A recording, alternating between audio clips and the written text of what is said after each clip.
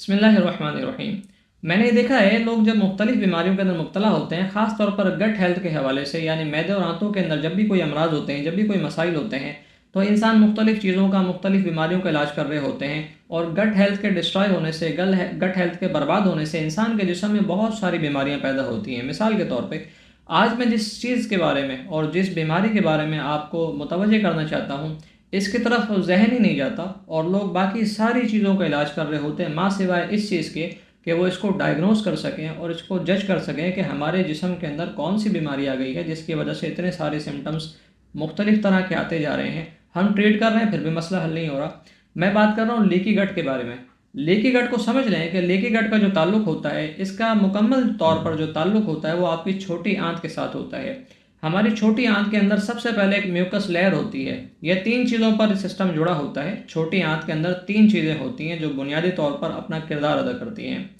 سب سے پہلے تو وہاں پر میوکس جیل ہوتی ہے۔ میوکس جیل کو آپ بلغم کی ایک لیئر سمجھ لیں کہ بلغم کی ایک لیئر ہوتی ہے جو غذا کو موومنٹ پرووائڈ کرتی ہے اور اس سے آنت کی حفاظت رہتی ہے۔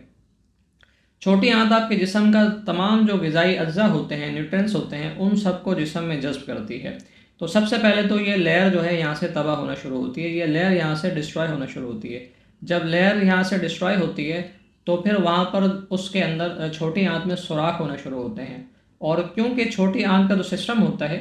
یہ سیلز کے ساتھ جڑا ہوتا ہے۔ جیسے یہ دھاگا، یہ کپڑا ہے نا، یہ دھاگے آپس میں جڑے ہیں تو دھاگوں کے ذریعے سے یہ کپڑا یہاں پر تیار ہوا ہے اور آپس میں جڑا ہوا ہے۔ اسی طرح سے چھوٹی آنت جو ہوتی ہے وہ سیلز کے ذریعے سے آپس میں جڑی ہوتی ہے، اور سیلز کا ایک میکینزم اس کے اندر موجود ہوتا ہے۔ تو پھر مسئلہ کہاں پیدا ہوتا ہے؟ یہ سیلز کا جو میکینزم ہوتا ہے یہ ٹوٹنا شروع ہوتا ہے اور اس کے اندر سوراخ پیدا ہو جاتا ہے۔ جس طرح سے کپڑے میں سوراخ ہوتا ہے نا، تو اسے دھاگے سے پرونا شروع ہم کرتے ہیں، دھاگے سے پرو لیتے ہیں تو وہ ٹھیک ہو جاتا ہے۔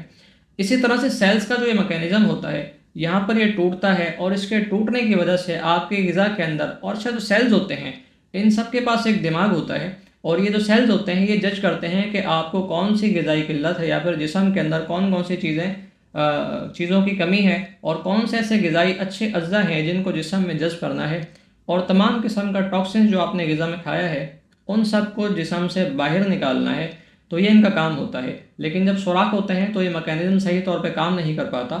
اور غذا کا جو ٹاکسن ہوتا ہے وہ بھی آپ کے بلڈ کے اندر جا کر شامل ہو جاتا ہے۔ اچھا، جو سیلز ہوتے ہیں،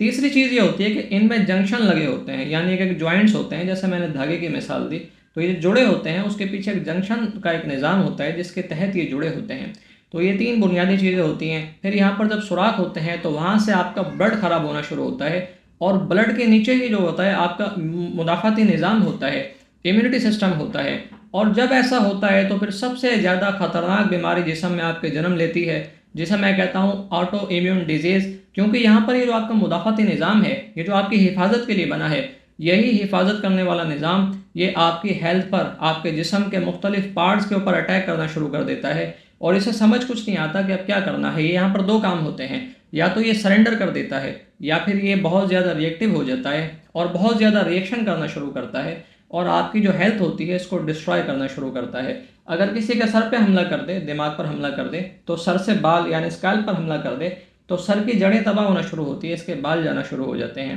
آنکھوں پر حملہ کر دے تو آنکھوں میں درد ہونا شروع ہو جاتا ہے، بعض کیسز میں آنکھوں میں ورم آنا بھی شروع ہو جاتا ہے۔ اسکن پر حملہ کر دے، سورائسس ہو جاتا ہے، ایگزیما ہو جاتا ہے۔ جوائنٹس اور جوڑوں پر حملہ کر دے تو پھر وہاں سے آرتھرائٹس ہو جاتا ہے۔ اگر تھائرائڈ، یہ جو گلے کا ہارمون ہے، اس پر حملہ کر دے تو یہ تیز، یا تو یہ اس کا کام تیز ہو جاتا ہے یا پھر اس کا کام سلو ہو جاتا ہے۔ اگر وہ آپ کے لبلبے پر حملہ کر دے تو پھر یہاں سے پینکریاس جو ہوتا ہے وہ ڈسٹرائے ہوتا ہے، اور پھر آپ کو یہاں سے ٹائپ 1 ڈائبٹیز ہو جاتی ہے کہ انسولین جسم میں پیدا نہیں ہو رہی اور بلڈ شوگر آپ کی بڑھتی جا رہی ہے۔ اسی طرح سے لائور پر حملہ کر دے تو پھر جگر کے اندر انفلیمیشن ہو جاتی ہے۔ تو اس لیے اس کے علاوہ بھی اور کئی طرح کی بیماریاں ہوتی ہیں، جیسے کہ لیوپس ایک بیماری ہے۔ جو لوگ اس کے اندر مبتلا ہیں ان کو یقیناً اس بات کا خوب اندازہ ہوگا کہ میرا کس طرف اشارہ ہے۔ تو اس لیے جب بھی جسم کے اندر ہماری بیماریاں پیدا ہوتی ہے، خاص طور پر یہ ساری بیماریاں، تو اور اسکن کے علاوہ، یعنی اسکن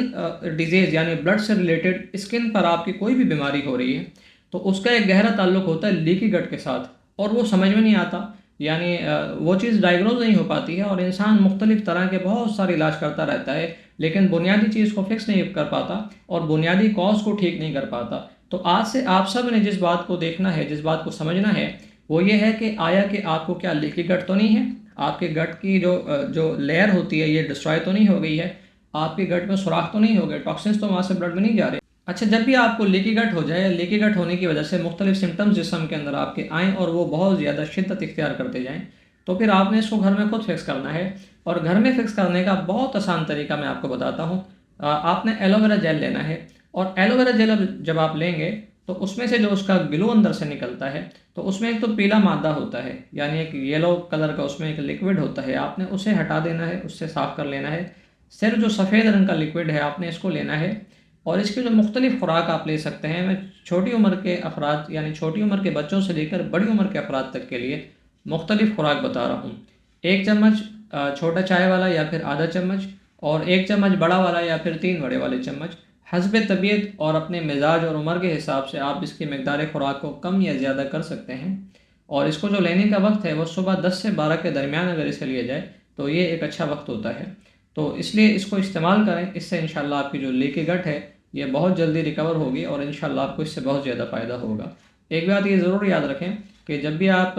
یہ جو ایلو ویرا جل لیں گے تو بعض لوگوں میں گیسز بڑھنا شروع ہوتی ہیں، تو اس سے آپ نے گھبرانا نہیں ہے، پریشان نہیں ہونا ہے۔ یہ اس کا ایک کام ہے، یعنی یہ اس کے کام کا حصہ ہے، کیونکہ یہ گٹ کی صفائی بھی کرتا ہے، ساتھ میں ریپیئرنگ بھی کرتا ہے، اینٹی بیکٹیریل بھی ہوتا ہے اور اینٹی انفیکشن بھی ہوتا ہے۔ تو جب بھی اگر کہیں پر آپ دیکھیں گے بہت زیادہ کچرا رکھا ہے، بہت زیادہ، جیسے عام جگہوں پر کچرا کوڑی ایک بن جاتی ہے، تو جب وہاں پر سے اس کو ہٹانا شروع کرتے ہیں تو اس میں سے کیسی گیسز ریلیز ہوتی ہیں، اگر آپ نے تجربہ نہیں کیا تو پھر کبھی جا کر آپ تجربہ کریں تو آپ کو خوب اندازہ ہو جائے گا اس بات کا۔ تو اسی طرح سے جب آپ کی گٹ ہیلتھ کی جہاں پر صفائی ہوتی ہے، لائننگ بنتی ہے، تو وہیں پر وہاں پر اس کا کچرا بھی صاف ہوتا ہے، ٹاکسنس بھی جو ہوتے ہیں وہ صاف ہوتے ہیں، اور تمام اضافی جو مادے ہوتے ہیں، جو فضلہ ہوتا ہے، وہ اس کو بھی جو ہے نا صفائی کرنا شروع کرتا ہے۔ تو پھر جب اسے ادھیڑا جاتا ہے وہاں سے، تو ادھیڑنے کی صورت کے اندر وہاں پر اس سے گیسز نکلتی ہیں، گیسز ریلیز ہوتی ہیں، تو یہ صفائی کا ایک عمل ہے، اس لیے آپ اس سے پریشان نہ ہوں۔ تو آپ نے لازمی طور پر اس ریمیڈی کو استعمال کرنا ہے۔ اس سے انشاءاللہ آپ یہ دیکھیں گے کہ آپ کی جو صحت ہے یہ بہت جلدی ریکور ہونا شروع ہو جائے گی۔ اس کے علاوہ اگر کسی بیماری کے اندر مبتلا ہیں اور آپ کو اس کا علاج نہیں ملتا، کامنٹ کریں، میں اس کے اوپر ایک ویڈیو ریکارڈ کر دوں گا۔